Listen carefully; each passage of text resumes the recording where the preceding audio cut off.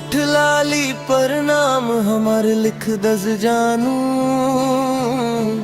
तोहरे बिना सूना लागे पूरा जहानू। जब हंसे तू दिलवा धड़क जाए तेजा, नजरिया मिलते ही हो जाला हमके तेज। ओठ लाली पर चमके लाली गुलाब के, तू ही रानी बाड़ू दिल के किताब के। रात भर जागी तेरा ख्याल में सजन, ना तोहरे बिना अधूरा लागे हर एक सपन में जा।